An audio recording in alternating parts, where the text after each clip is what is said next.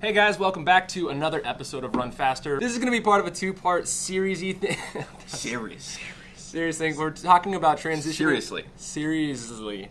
We're talking about transitioning into cross-country. It's that time of year, most people's favorite time of year, I would say, for runners. Some people's. I would say it's all about star wipe transitions. Star wipe? Star wipe.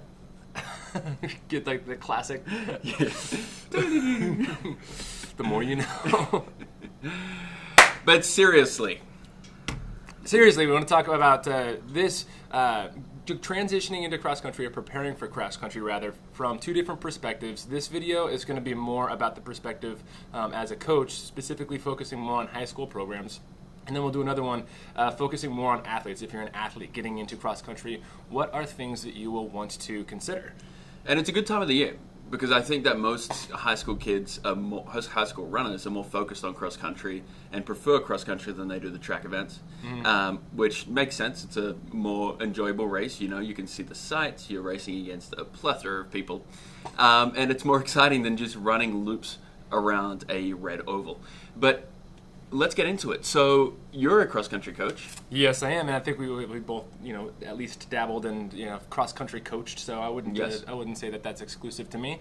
But you're presently a high school cross-country coach. So tell us a little bit about where your team and where you were at this time last year and what's different. Yeah, okay. So that's really good, because last year I did have a very different team going into the season than I do this year, and so my focus last year was more on developing my whole team from the bottom up, because most of the runners that I had didn't have a lot of base and a lot of natural strength going into the cross-country season. So my focus going into that season was, all right, we need to just basically throw everyone into a lot of strength work, a lot of base work, and a lot of mechanical stuff that'll form them as a runner.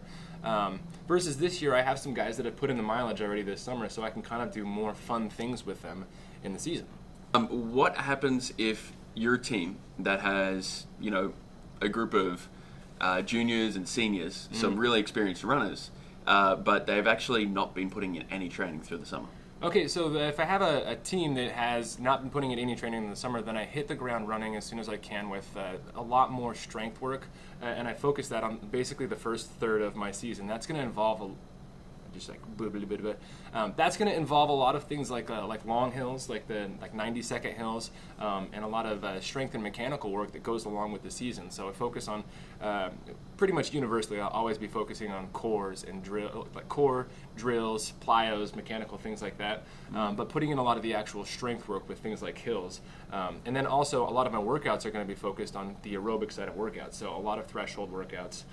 Focusing on building up the long run rather than actually anything that's going to be shorter, faster, or more lactate stuff. Okay, and when you say long run, do you just mean go out and run 12 miles, or do you mean go out and do a purposeful workout as, to try and hit long intervals or that threshold pace more purposely? Yeah, so it's kind of a mix. There's sometimes where I just like to get my runners used to the time on feet, right? And so instead of saying, 12 miles, I often say, hey, it's going to be a 90-minute day. If you have to walk for part of this, that's cool. If you need to stop and take a water break, that's cool. But I want you to get that time on feet so that you're used to having the impact and your body can take different kinds of training. And then a lot of the middle distance runs, the medium runs that I'll have in the middle of the week, those will be kind of like longer intervals. A lot of things that focus on those tempos and that threshold pace, like 5-minute intervals, but not like miles where it's hard for 5 minutes at a time, but like a threshold pace. Okay, so something that we've talked about is the value add of hills. That if you're fit, you're only going to get stronger and fitter.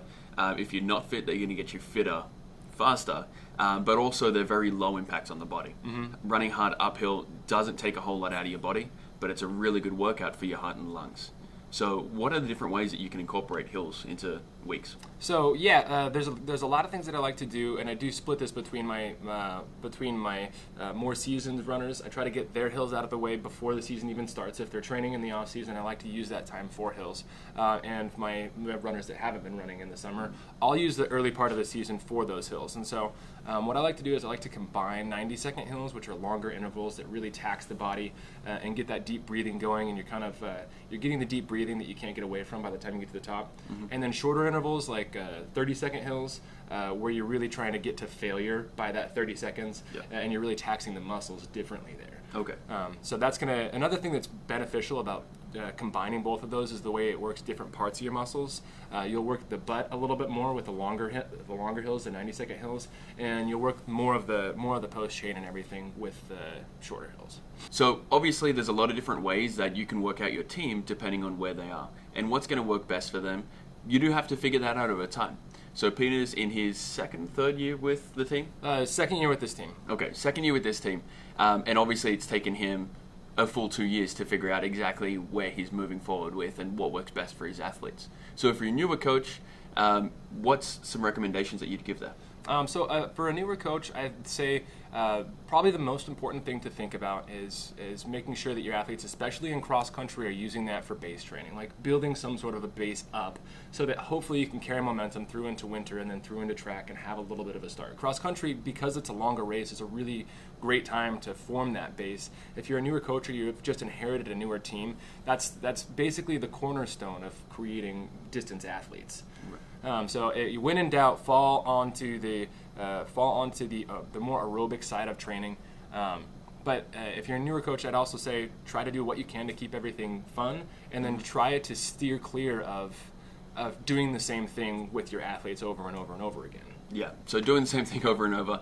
Clearly, mentally, it's not going to be very stimulating for the athletes, and you want them to enjoy it. I mean, that's why we do sports, right? So we can enjoy ourselves around a group of people, make some friends, and move forward. So I think you made some really valuable points right there.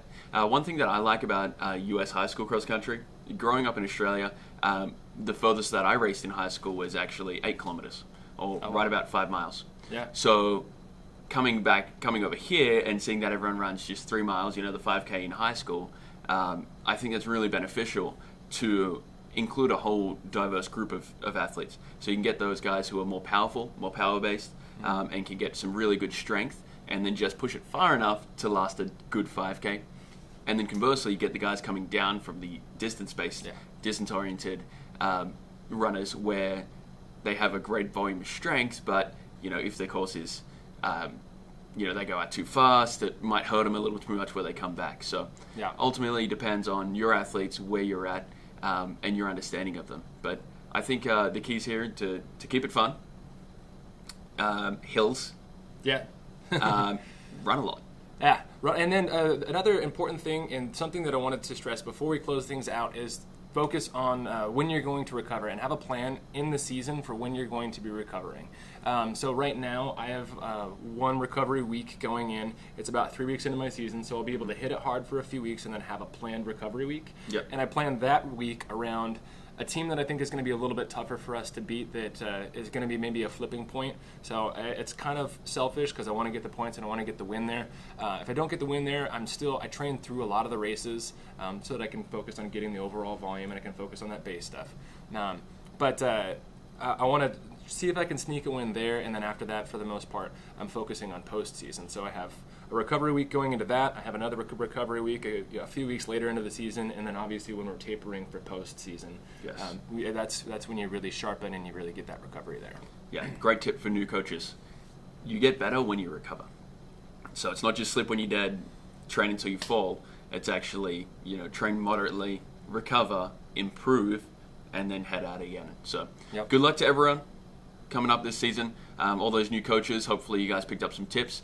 Any questions, comments, feel free to leave them below. We'll get back to you pretty quickly. I think we're all over that when it comes to comments. Yep.